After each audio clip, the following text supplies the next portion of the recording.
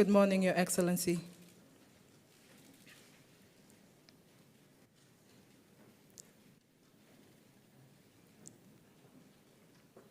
Good morning, Your Excellency. Thank you for taking the time to meet here today with members of the press, researchers, and writers who have joined us from all over the world for the commemoration of the genocide against the Tutsi. Mr. President, we are ready to begin by taking questions from the press. We could take one at a time. Any questions? Let's start with Ben, citizen.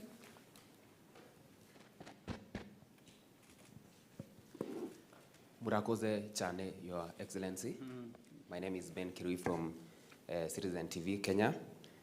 And I have two questions for you. The first one is, to what extent is the international community culpable for its lack of intervention during Rwanda's darkest hour, especially given the catastrophic failure to prevent the 1994 genocide against the Tutsi? My second question is, given that some perpetrators of the horrific acts during the genocide against the Tutsi remain unpunished, can victims and survivors maintain hope for achieving justice? That's it. Murakoze. Well, the two questions really which speak directly to the problems we had in '94, but of course which have a history that go back decades. Still, I'll confine myself to these questions because both of them have been answered in many ways in the past, many times. And for Rwanda, we've, I think, made progress and left some of the underlying issues to these questions were behind us.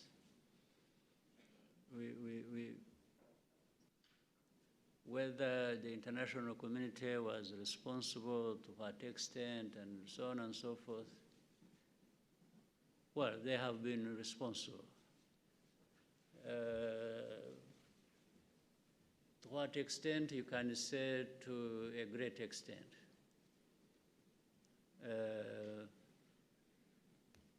But that's it. For us, we learned our lessons of how to manage ourselves and our affairs and stop being part of the harm we do or did to ourselves. Because the international community will do things that are not correct against you or will do harm to you. That's okay, but let it be their own choice without having to be enticed by your own mistakes. So we tend to look more on our side. What is it that put us in this kind of situation in the first place, where the international community may have added to the problem, or they were part of the origin of the problem. But if we did things, if we were right ourselves and didn't give grounds to this international community, maybe they wouldn't be blamed or pointed or having our fingers pointed to them.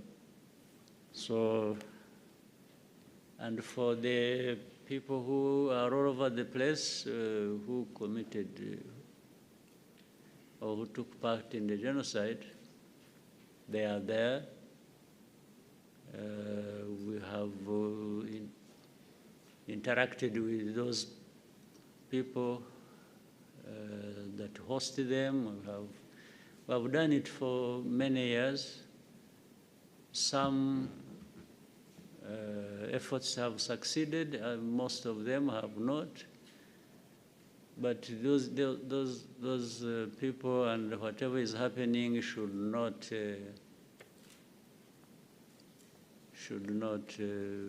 stop our lives running the way our lives should run. So really that is all. This mainly comes up when questions like you have raised come up from other people, but they don't occupy us on a daily basis thinking about them. Yeah. Thank you. Kigali Today. Thank you very much, Your Excellency. My name is Edmund Kajira. I work for Kigali Today. Mr. President, what is your message to the people who continue to be vague and ambiguous about who the victims were in Rwanda? A good example is a message by Secretary Blinken.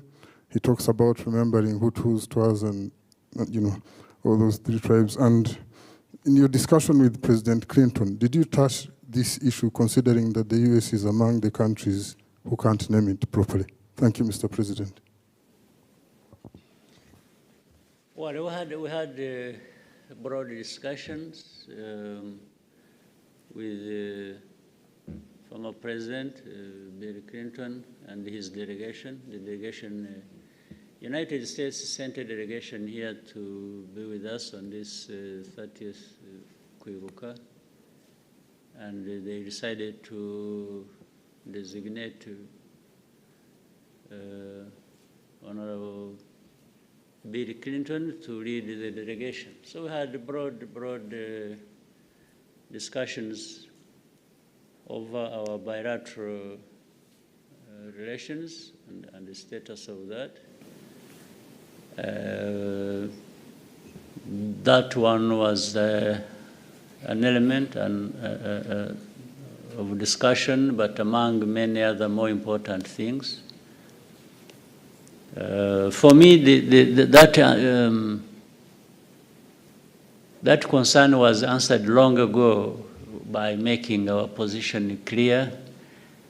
Not so long ago, maybe 2015 or something, or 14, we get messages from all over the world joining us in the commemoration.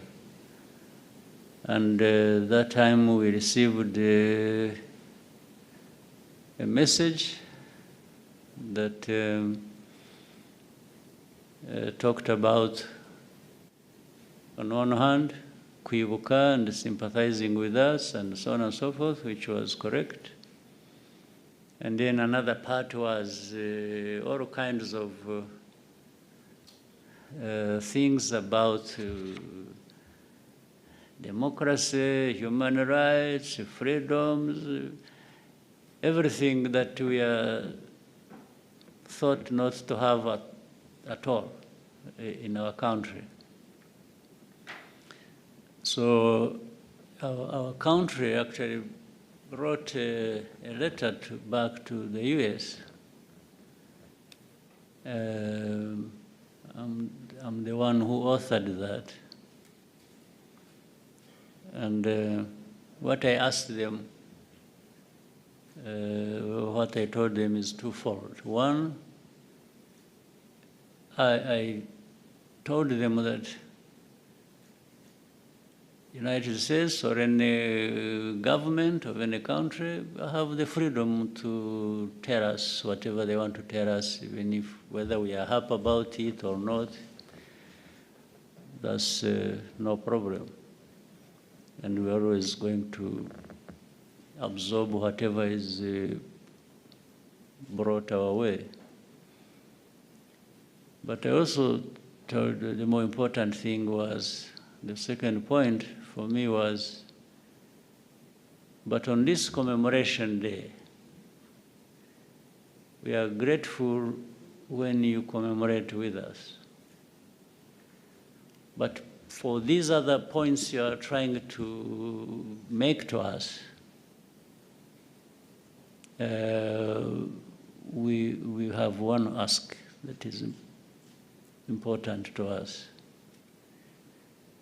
In the letter we told them, feel free to commemorate with us if you want. And feel free also to tell us whatever you don't like about us. But our ask is one. When it is the day of commemoration, which is 7th of April, can you be kind enough to commemorate with us and stop there? And there are 365 days in a year. Give us that day of 7th of April, commemorate with us, and then you can have the rest, 364 days, blaming us every day for everything you don't like about us. Just separate these two things. Commemorate with us for one day, blame us for the rest of the days of the year. I thought it was a fair deal and a fair ask. So for me, that problem was solved that day. These others that come after and will come in the future, I have no problem. Thank you, sir. Let's have another question, Al Jazeera, and then we'll come back to SABC.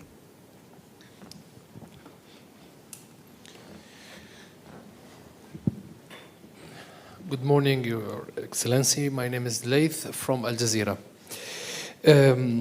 Earlier in interview, Your Excellency described some politics in the region be primitive, based on ethnics. I'm in Rwanda only since a few weeks, and I noticed that the level of the stability in the country.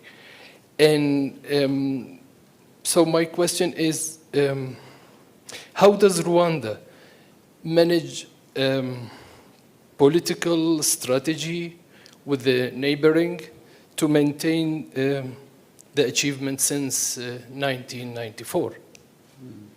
Thank you. Thank you. We do what we can, what is possible, and we don't do it alone. We try and do it with those countries, neighboring countries and beyond. But there are priorities. Those are the ones we stick to. First is to address our internal issues that either relate to our history or even to our geography, and do the best we can, humanly can, to create a stable country, to have our citizens get the best they can give themselves, or working together, we can offer each other, and it's security, it's socio-economic development, it's always adding to bring the country back together in the form of unifying the people, even in their differences, still look at each other as belonging to the same country towards which we can contribute the best we can individually and then collectively. Those are That's the foundation. Of course, there is no country that is going to be an island. None. No country in the world decide to say, I will be on my own, I live alone, the rest can go hang. So we try to find common interest and understanding between us, and beginning with the neighbors and beyond, well beyond. That we try as well. And in this, we try to make sure that other partners or other people feel comfortable with us, or what they get with us when they have, without really interfering in their own business. But it is in the same way that we also feel that partners should be doing with us what is in line with our interests, policy, understanding of who we want to be, how we want to get there, and so on and so forth. There is ownership of what we want to do, much as we work with others.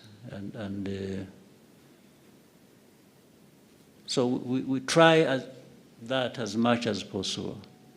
But of course, in the end, there will be problems where the problems are originating from us. We own up and ask people what they think those problems are, and we try to address them. When the problems are coming from those others we have to relate with, we also very clearly let them know what we think those problems are that we are being affected by, and if they can change, then it improves our relationship. So we've really done a lot, at least made progress, invested a lot in trying to resolve our internal issues. We still have a lot. The country needs to do more, do better all the time, but we have made good progress. So what we have in the region currently, and which maybe refers to part of what you said about primitive politics, I said that relating to what situation we have in our region, and what we had in Rwanda ourselves back in the years, which we have overcome and continue to make sure that we keep moving forward, is politics that seeks to divide the people either of a country or a region. In fact, based on ethnic or religious or other reasons, you cannot govern effectively and stably. You can't have stability when you divide people, when you discriminate people, when you and this is, I could not find a better word to run a society or a government on the basis of a division of tribes or ethnic groups or this, and in our case, having gone to the extreme, even here in '94, as you remember, it is, I could not find a better word other than being primitive. Primitive. You are not, how do you divide people? How do you practice sectarianism or racism or what? where do we see it in history that it has served well in a society? That's what I was referring to, because we have a lot of it in the region, especially in the recent days, as we have seen. So I was not only explaining that so that people may give it consideration to avoid very huge and costly problems that are born out of it. Thank you, sir. SABC, Sophie. Sophie Mkwena from the South African Broadcasting Corporation. Mr. President, yesterday we spoke to President Cyril Ramaphosa, who said you had a marathon meeting on Saturday night. You also have the former South African president in the country who joined yesterday. Were you able to raise issues that we spoke about on Thursday in relation to Rwanda's relationship with South Africa, particularly the issue of the DRC? Thank you so much. We could not have spent hours, the President of South Africa and I, meeting and definitely not talk about that. It featured, and I think we had a very good discussion, very good understanding of the situation and maybe the best ways we can work together to resolve that. I was satisfied. So, and it seems your interview also helped. The discussion we had and the questions you asked maybe informed all of us and prepared us for that discussion. So we had even a reference point. So we definitely did discuss that, and I'm satisfied. I hope the President himself is satisfied that we can make good progress on a number of fronts to resolve the issues. Sir, if you allow, we can take one last question. No, but I see many people here wanting to... Okay. We can take Kagame and then come to... No, but don't concentrate on people here. There are people from outside who are here. You are being sectarian. Let's take Asahi and then... Only. Let's take Asahi and then we'll take Margot. And then we can take from this side. Okay, thank you, President. My name is Susumi Maizumi, working for Japanese newspaper Asahi. So with regard to the presence of Asian country, including Japan, maybe especially Japan, so what kind of relationship would you like to build in the future with Asian countries?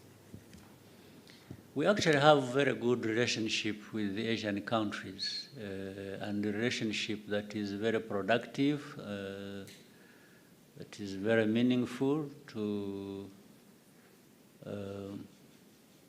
our development as a country, and I hope meaningful to those countries as well from our side. So we do. And the good thing is, it's actually it's a healthier relationship with those Asian countries. They don't come with, well, some of them have started learning to do that, but largely it's respectful, it's very beneficial. They don't come with all kinds of demands that we must address like we have in some other types of relationships. So it's there, we want it to grow, and it's healthy. Thank you, sir. We can take Margot and then somewhere in the back and here. We'll come to you. Good morning, Your Excellency, and thank you. I'm Margot Solinas from the French media ITEM, and I had two questions for you about, first, the French presidency leaked last Thursday a piece of the speech of Emmanuel Macron that he was supposed to pronounce yesterday, but the video that was actually released elsewhere and the speech didn't match with what was announced. Plus, Emmanuel Macron was supposed to come and finally he canceled. I wanted to know if whether there has been a problem because of the French position doesn't sound like really clear at the moment. And my second question is about the fact that Rwandese soldiers have been sent to Mozambique in 2021 in the aim to help and strengthen Mozambican and Rwandan relationship. But how did it also strengthen the relationship between Rwanda and France at the moment? Right. As far as I'm concerned, our relationship between Rwanda and France is good and has been good in the recent days. Of course, behind that, there is this long history of problems relating to what happened in our country in the last 30 years. So my feeling up to now is we've made progress. But there are still people maybe in the political and other structures of France that are held back by what happened in history. They are still living politically in the past. We can only be making progress on the basis of people who want to look forward and we move forward together. So I don't know the proportions with this, with that, I don't know. But to make the judgment, I think the people of France are reasonable people and we can work together. Sometimes the politicians are the ones that are at issue. So I heard about that, the contradictions in the statements or this, or watering down this, but that's all about it. I heard that happened, but I really, for me, I'm focused on the good things that can happen if we relate well and make progress.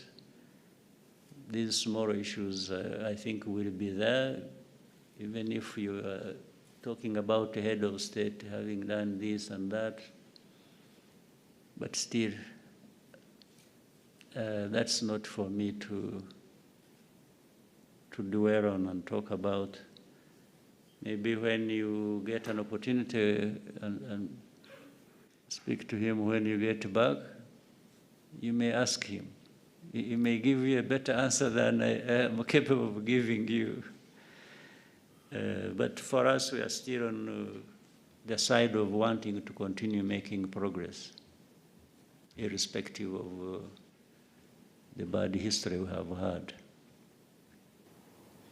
For Mozambique, we got involved in Mozambique with the understanding and invitation of our brothers and sisters in Mozambique. And we've been there doing what we can and working with the Mozambicans to rein in the insecurity that was there for a couple of years. And I think good progress has been made also. How the French come into this, as you asked, maybe is related to what you might be having in mind because they have investments there. Like other countries have. In fact, there are many countries that have these investments, heavy investments in Mozambique. Either these countries working together and through their companies or different ways. Where it is France, it is the United States, it is India, it is Japan, it's Korea, it's there are many who are there, working there. So naturally, the investments have to be made in a stable environment. And since we are there contributing to the stability of the area where these countries are making investment, we have discussions, we talk to each other. In our contribution, and their investments there, we have good discussions and understanding of how we can continue to stabilize that area. That's the main thing they can say, France linking through Mozambique. Thank you, sir. We take 2-3 more questions. Yeah, keep going. Okay, we'll go with Francois and then David and then come to AP.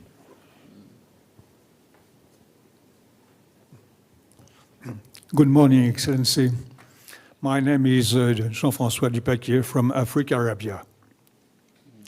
If you watch at the French-speaking press in recent days, you see a lot of articles in favor of Rwanda. Anyhow, there is often an incidental headline that asks the question, but who is Kagame really? The propaganda of your enemies, particularly in Congo, describe you as a cruel and bloodthirsty tyrant. Do you try to change this image? For example, in most of your official photographs, you look severe and distant. This can contribute to fueling controversy. Why don't you wear a slight smile like all your fellow presidents around the world? Do you ultimately like or dislike being fed, sometimes hated, in the Western world? Thank you. Good.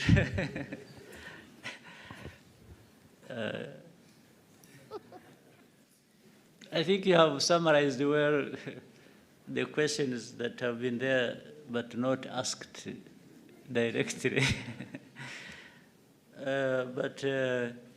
For the smile, I think I have to borrow either some talent or actually directly the smile from some people. But the fact that it is the smile is lacking on me is not my making. Maybe it happens accidentally. But very interesting way of putting your question. I try to answer it this way. Starting with who is me, who is the person.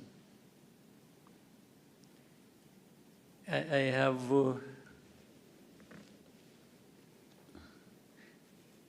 me is the person you see. I'm not hiding anything. What you see in me is what I am. If you are just going by the looks or by whatever, or what I do more, I think is what may describe me than my physical looks.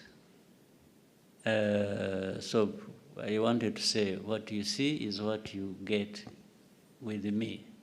In most cases, in words or in deeds, they relate. My deeds and my words tend to relate. My looks may be different from that, may be different from my deeds and how I think. But in any case, isn't the description of the looks also subjective? There are people who see me as through the looks as a terrible person. There might be others who say, after all, there's nothing bad looking like that. So it's subjective. But to the point you're making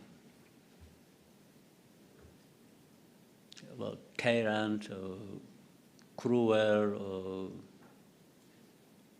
you see, you can't be bad to that extent. Cruel or a tyrant or bloodthirsty or whatever, and hide it. It's difficult. Even if you try to hide it, there is a moment it betrays you. And that also, once it has come out or once it is not there, you register the feeling, the description, from people who have to deal with you. If I was some of the things people have said about me or described me as, I mean, the judgment is out there, either for the people of this country or other people somewhere else. And it wouldn't just be confined to the press, because the press is full of individuals. But these individuals don't add up to a population that is as big as Rwanda's, even if Rwanda is very small. These are just individuals. 5 in France, 10 in America, 3 in China, 2 in Belgium, and so on and so forth. If you add all of them up, and they are even all negative and saying things about me, surely these can't be the people that are right and the rest wrong. But they only take advantage of the platform they have, they're able to command some voice that they put out there for people to, even people who don't know what you're talking. There are many people who even don't know about Kagame and get to know him by what a journalist has said, or one in the press has said. And in many cases, in my experience, some of them have started by hearing what the journalist said, and they ended up saying, but we've been told lies, when they come to know this through other means, either by direct contact or visit or whatever, and interaction with other people who know this person that has been talked about. They may say, this person told us lies. And consistently, over many years, has been telling us lies. What we saw, what we heard, whether it is this city, whether it is the person, whether it is this. They say, no, but what we are being told is completely different from what we have seen or experienced. So, and of course, there is a particularity with the Western press. The Western press, I mean, you will find out there are things that were said about this country 30 years ago, 25 years ago, that are being repeated now, which means, according to them, nothing has changed. They talk about Rwanda, very poor population. We are poor. We are not where the developed countries are, for sure. But this poverty, the way it was in 1995, in 2000, is not the way it is in 2024. But somebody will keep writing in the press, like what we have today is the same thing as we had 25 years ago, and keep just rubbing it in. You know, even the Kagame and his looks and so on, I've been trying, in recent days, I've been trying with a smile. Maybe it's not a good smile, but I've been trying. So the Kagame you saw in 95, in 94, 2000, anyway, there was no smile. There was nothing to smile about, so I didn't smile. But now, with some progress, I can afford some smile once in a while. So if somebody thinks, like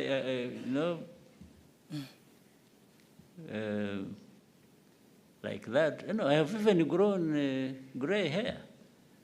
Last time I had black, my hair was black, and now it is gray.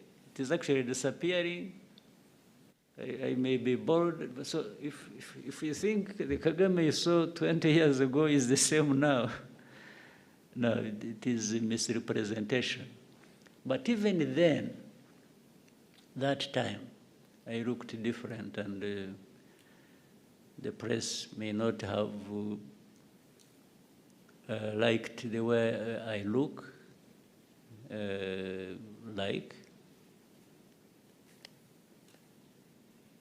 but the situation that time maybe looked like that itself. So I can't be in a heap of dirt and then I'm smiling. I mean, that's a lie. I would be a liar. I would be pretending. I would actually be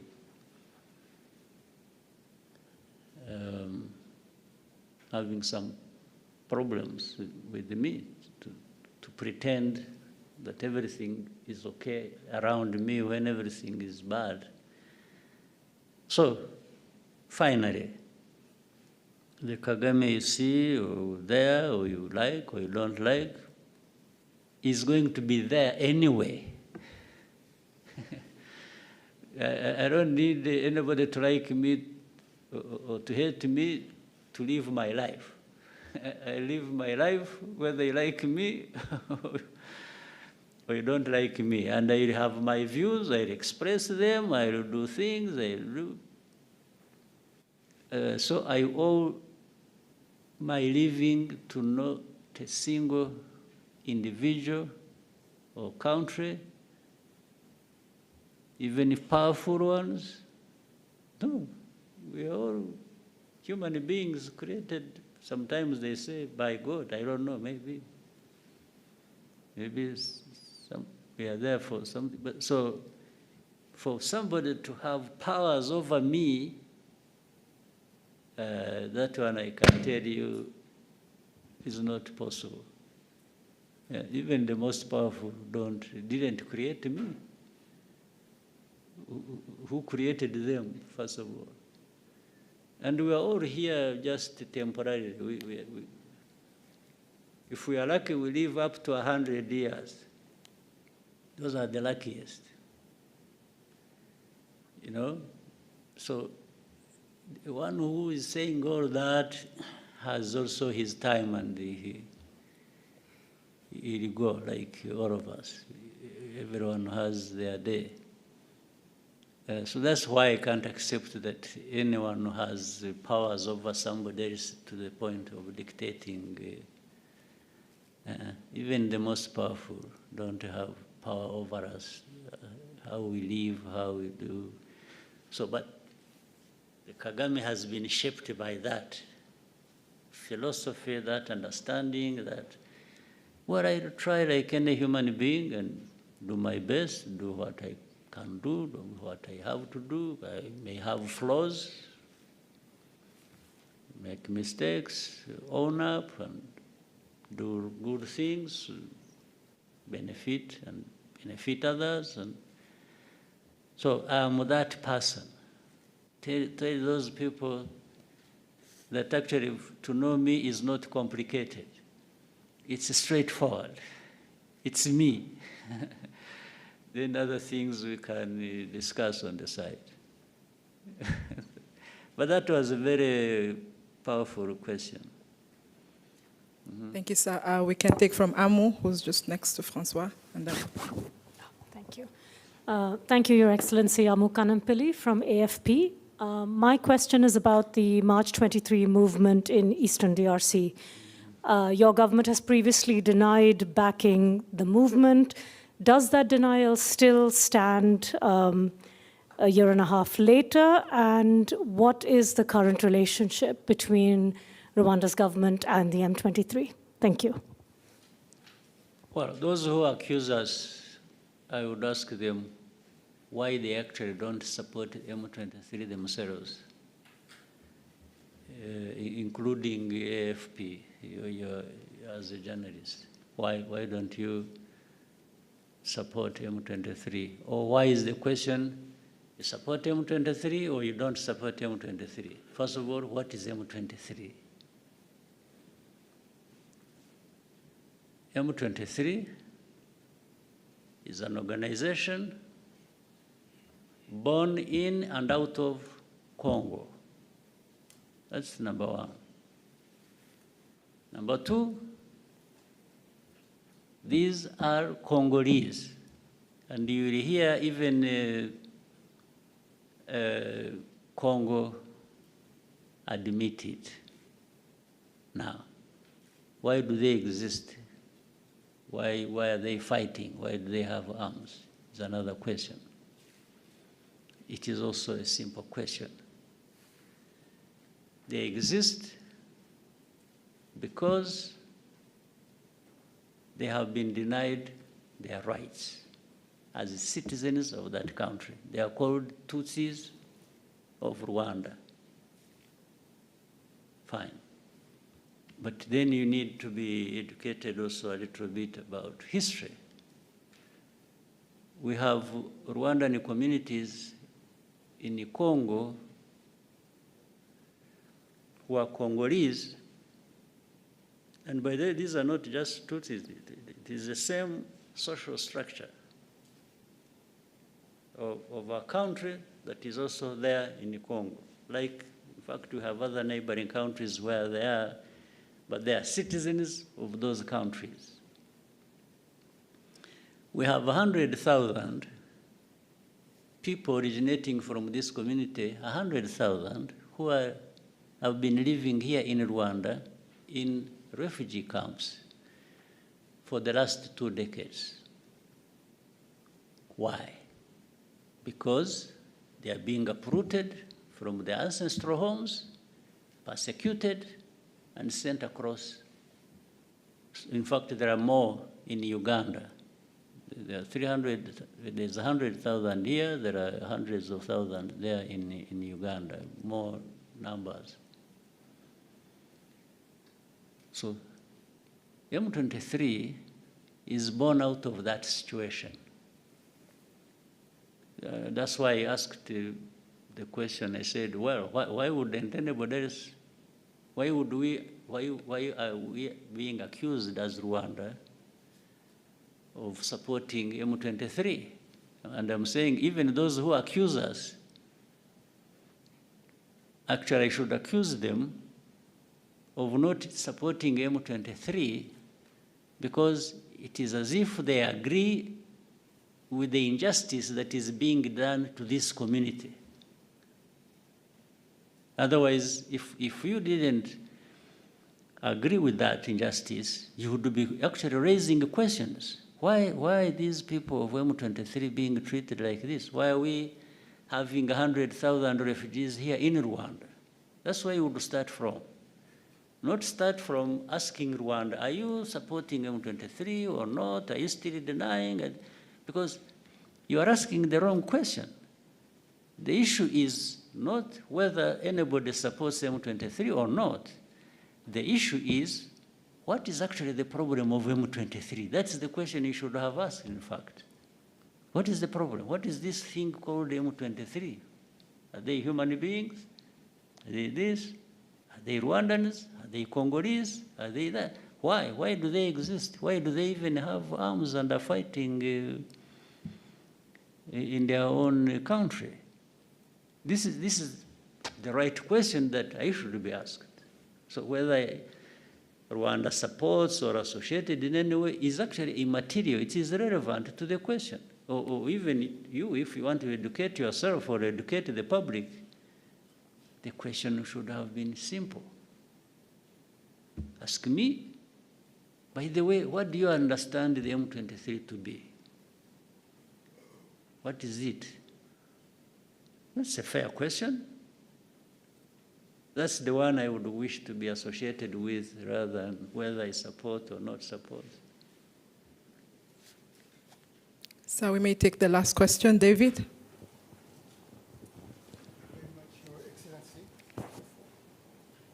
Thank you very much, Your Excellency. Dupac talked about the image. I've been traveling through the continent, and the majority of the youth, I think, don't want you to remain the way you are. Because Rwanda means for them hope, but more than that, a new school of political thought, a new school of doing things, a new school of making politics and transforming our society for the best, for peace, stability, and economical progress. For the past 30 years, you have succeeded to build a modern state, offering to Rwandese people a safe space to build their own lives and achieve their personal dreams. How do you see Rwanda for the 30 others coming years? Well, we keep making progress and be where others are that they have even taken for granted. And when you see developed countries, why can't Rwanda or Africa develop to that extent or beyond? What is lacking? So, but what you have to deal with is the right politics in place, management of society and enabling society to do what they need or have to do to take them to a much higher level in terms of development than where they are. So really that is the aspiration for all of us, even as leaders, and I'm sure individual Rwandans, everyone wants to see development. They want to see us, because we are human beings. Human beings, we can't have allow this disparity, and some have been designated to remain backward, poor, undeveloped, and yet we are sitting on immense resources that actually other people who are developed are coming to help themselves with and taking away it. And for us, we are there watching and not doing anything about it. So the Rwanda of the next 30 years should be maybe 3, 4, 5 times better than what you see now. 30 years from our graves to being here, I think, another 30 years. We are not coming from the graves. This time we are coming from some level of progress that we have made. Thank you, sir. We may conclude here. Right. We'd like to thank you for your time with us and wish you a good day. Unfortunately, I couldn't take all the questions, but I'm happy to meet you another time. Thank you, sir. Thank you. Have a good day.